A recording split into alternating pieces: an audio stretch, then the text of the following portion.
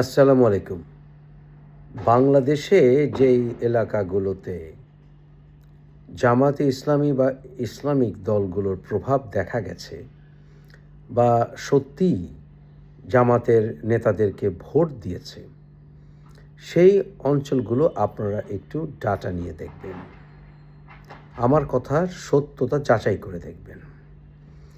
বাংলাদেশে অধিকাংশ অঞ্চলগুলোতে, প্রায় সবগুলো অঞ্চলগুলোতে যেখানে জামাতে ইসলামের দাপট দেখা গেছে, সেখানে মূলত মেয়েরাই জামাতকে জয়ী করেছে। আমির হামজার মতো বা অন্যান্য যারা ইসলামিক মোল্লা মৌলবি বা জামাত করে, তারা সেখানে মেয়েদের ভোট পেয়েছে বেশি। অবিশ্বাস্য হলেও এটাই সত্য। যেখানে বাংলাদেশের ওয়াজগুলোতে মেয়েদেরকে যাচ্ছেতাইভাবে অধিকাংশ ওয়াজগুলোতে অপমান করা হচ্ছে, সেখানে কেন মেয়েরা এদেরকে ভোট দেবে? এর পেছনে অনেক কারণ আছে। মূলত বাংলাদেশের সাধারণ মানুষরা ইসলাম সম্পর্কে সবচেয়ে কম জানে। তাই তাদেরকে যখন সাধারণ মোল্লা মৌলবি ইসলাম সম্পর্কে যা বলে তাই তারা গিলে ফেলেন।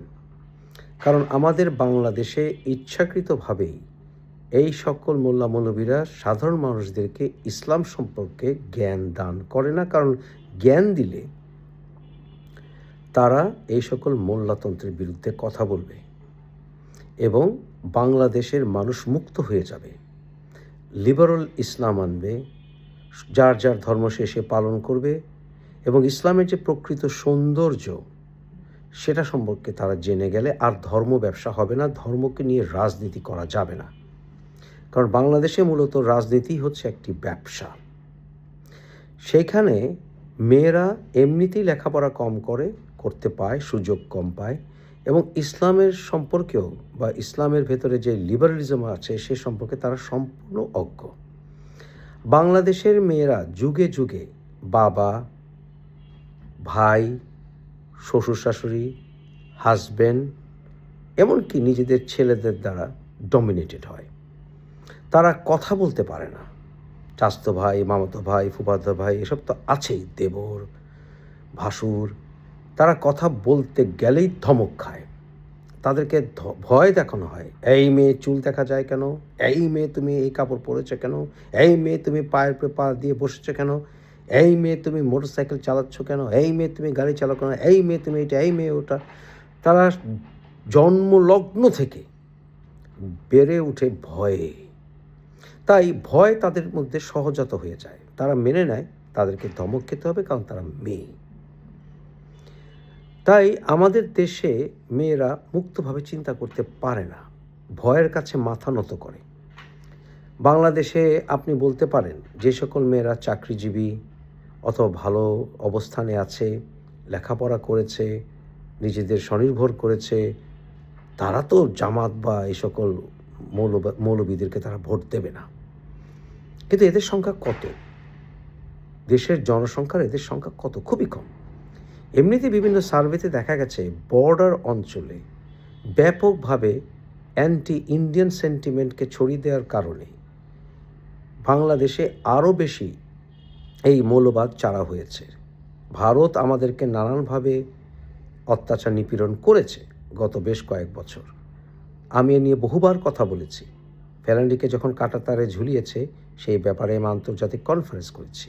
কিন্তু ওদের উদ্দেশ্য ছিল মূলত ইন্ডিয়ার বিরোধিতার নামে হিন্দু মুসলিম মধ্যে বিভাজন সৃষ্টি করা এবং সেটাকে পুঁজি করে বাংলাদেশে উগ্রবাদকে এগিয়ে দেয়া। এরপরে আছে দাওয়াতি কার্যক্রম। দাওয়াতি কার্যক্রমের নামে যখন হাজব্যান্ড বিদেশে থাকে, কারণ সাধারণত যারা নিম্ন আয়ের মানুষ তারা মধ্যপ্রাচ্যে যায়, তাদের স্ত্রীরা ভালনারেবল অবস্থায় থাকে, স্ত্রী, সন্তান, কন্যা ভালনারেবল অবস্থায় থাকে, তারা বাংলাদেশে থাকে এবং বাংলাদেশে তখন তাদের এই ঘরে ঢুকে দাওয়াতি কাজের নামে ভয় দেখায় এই সকল জামাতের মহিলা উইংগুলো। এবং সেই ভয়ে এবং এরপরে ওয়াজিদের বিভিন্ন রকম হুঙ্কারে তখন তারা ট্রমাটাইজ থাকে বাংলাদেশের ওই অঞ্চলের মেয়েগুলো, বিশেষ করে যেখানে কিনা শিক্ষা দীক্ষা কম, টাকা পয়সা কম, স্বামীরা বিদেশে থাকে, বর্ডার এলাকা, এই সকল মেয়েরা কখনো মেয়েদের কোনো ক্যারিয়ার ভাবতেই পারে না, বরঞ্চ অনেক ক্ষেত্রে নিজেদের মেয়েদেরকেও মাদ্রাসায় দিয়ে দেয় এবং ভাবে এই মেয়ের জন্ম হয়েছে হাজব্যান্ডকে সন্তুষ্ট করার জন্য এবং তাকে সৃষ্টি করা হয়েছে শুধুমাত্র হাজব্যান্ডের পা চাটার জন্য, গোলামি করার জন্য, সেবা করার জন্য, সেবাদাসী হওয়ার জন্য। তাদের কোনো ক্যারিয়ার প্রয়োজন নেই, কারণ এই সকল নারীদের নিজেদের কোনো ক্যারিয়ার নেই।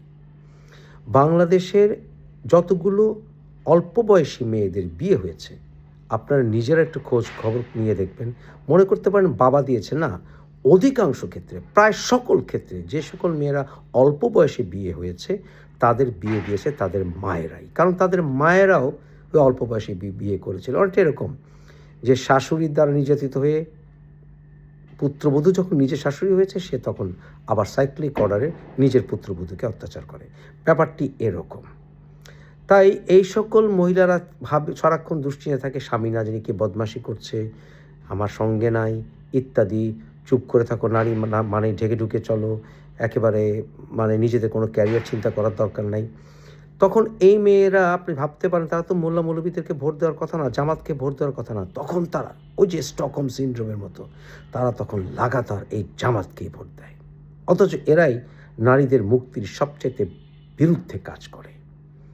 তাই বাংলাদেশে এই সকল জামাতি অঞ্চলগুলিতে, যেখানে কিনা আমির হামজার মতো মৌলবীরা নির্বাচিত হয়েছে, কিছু কিছু এলাকায়, ঢাকা এবং শফিকুর রহমান ইত্যাদি সহ কিছু কিছু এলাকায় অবশ্যই ইঞ্জিনিয়ারিং করে, ইচ্ছা করে নাহিদকে, হাসনাত আবদুল্লাহকে, শফিকুর রহমানকে তারা এমপি বানিয়েছে, কিন্তু বাস্তবে তো এরা পাশ করেনি। কিন্তু ইঞ্জিনিয়ারিং করে দেখানো হয়েছে যে জামাত একটি শক্তিশালী বিরোধী দল, এটা একটা কম্পিটিটিভ ইলেকশন হয়েছে, আসলে হয়নি।